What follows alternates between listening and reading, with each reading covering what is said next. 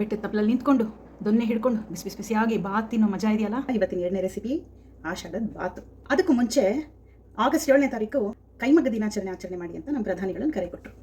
So ಇದೆ ನಾನು ಹಾಕೋತಾ ಇರೋ ಕೈಮಗ್ಗ.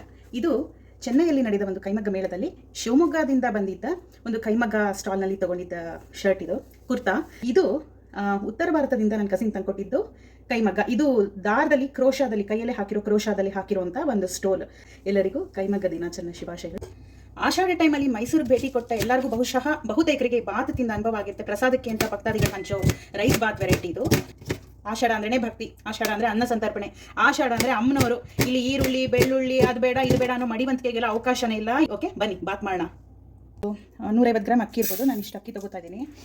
ಅಕ್ಕಿನ ನಾನು ನೀರಲ್ಲಿ ನೆನೆಯಕ್ಕೆ ಇಟ್ಟಿದ್ದೀನಿ, ಒಂದು ಅರ್ಧ ಗಂಟೆ ನೆನೆಯಲಿ ಇದು ಅಕ್ಕಿ. ಈ ಬಾತ್ಗೆ ಮೊದಲೊಂದು ಮಸಾಲೆ ರುಬ್ಕೋಬೇಕು. ಅದಕ್ಕೆ ಬೇಕಾಗಿರೋ ಪದಾರ್ಥ ಸ್ವಲ್ಪ ಹಸಿ ಈರುಳ್ಳಿ ಹೆಚ್ಚಿರೋದು, ಕೊತ್ತಂಬರಿ ಸೊಪ್ಪು, ತೆಂಗಿನಕಾಯಿ, ಇದು ಹಸಿ ತೆಂಗಿನಕಾಯಿ, ಒಂದು ಸ್ವಲ್ಪ ಲವಂಗ ಒಂದು 4-5, ಒಂದು ಸ್ವಲ್ಪ ಚಕ್ಕೆ ಒಂದು 4-5 ಪೀಸು, ಕಾಳು ಮೆಣಸು ನಿಮಗೆ ಎಷ್ಟು ಖಾರ ಬೇಕೋ ಅಷ್ಟು, ಶುಂಠಿ ಬೆಳ್ಳುಳ್ಳಿ. ಈ ಊರಲ್ಲಿ ಗಜಗಾತ್ರದ ಬೆಳ್ಳುಳ್ಳಿ ಸಿಗೋದ್ರಿಂದ ನಾನು ಕೇವಲ 4 ಹೆಸರು ತೊಗೊಂಡಿದ್ದೀನಿ. ನೀವು ಬೇಕಿದ್ರೆ ಜಾಸ್ತಿ ತೊಗೊಳ್ಳಿ. ಇದು ಹಸಿ ಮೆಣಸಿನಕಾಯಿ. ಸೊ ಇಷ್ಟನ್ನು ಹಸಿಯಾಗೆ ರುಬ್ಕೋಬೇಕು. ಹಸಿಯಾಗೆ ರುಬ್ಬಬೇಕು. ಮಿಕ್ಸಿ ಗಿರ ಗಿರ ಗಿರ ಗಿರ ಸಾರಿ ವಾಸುಕಿ ವೈಭವ್ ಮಿಕ್ಸಿ ತಿರ್ಕೋವಾಗಿಲ್ಲ ಈ ಹಾಡಿಗೆ ಅಕ್ಕ ಬರುತ್ತೆ.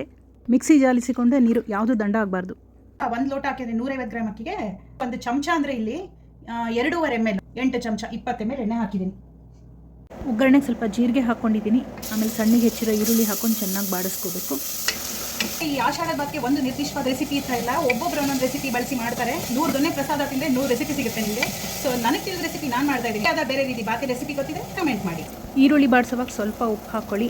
ಆಮೇಲಿಂದ ಸ್ವಲ್ಪ ಸಣ್ಣಗೆ ಹೆಚ್ಚಿರೋ ಟೊಮೆಟೊ ಜಾಸ್ತಿ ಬೇಡ, ಒಂದು ಅರ್ಧ ಟೊಮೆಟೊ ಸಾಕು. ಟೊಮೆಟೊ ಚೆನ್ನಾಗಿ ಬೇಯಬೇಕು. ಪ್ರಸಾದ ಎಲ್ಲ ಇಸ್ಕೊಂಡ್ಮೇಲೆ ಸುಮಾರು ಜನ ತಿನ್ನೋದೇ ಇಲ್ಲ. ಒಂದು ತುತ್ತು ಆ ಥರ ತಿಂದ್ಬಿಟ್ಟು ಬಿಸಾಕ್ಬಿಟ್ಟು ಹೋಗ್ತಾರೆ. ಬೇಕಿದ್ರೆ ಇಸ್ಕೊಳ್ಳಿ, ಇಲ್ಲಾಂದರೆ ಇಸ್ಕೋಬೇಡಿ. ಇಸ್ಕೊಂಡು ಚೆಲ್ಲಬೇಡಿ ಅಷ್ಟೇ.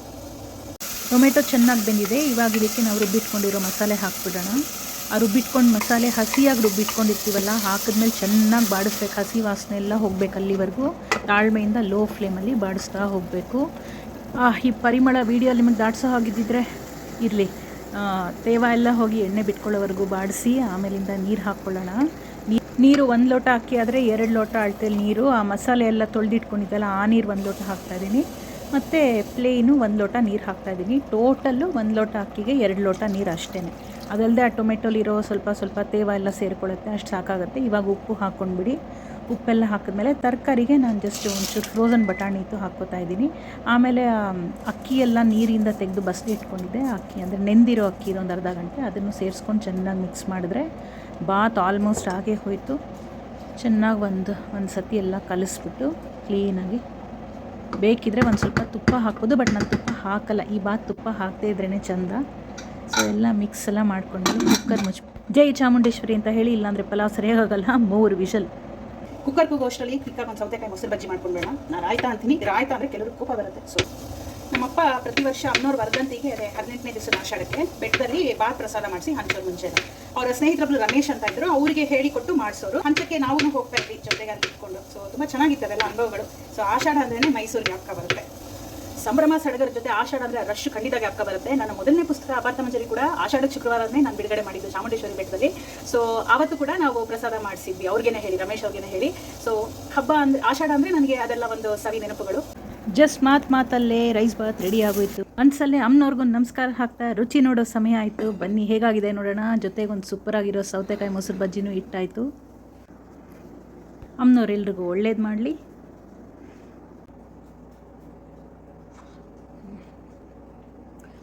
ಉಪ್ಪು ಖಾರ ರುಚಿ ಹದವಾಗಿದೆ.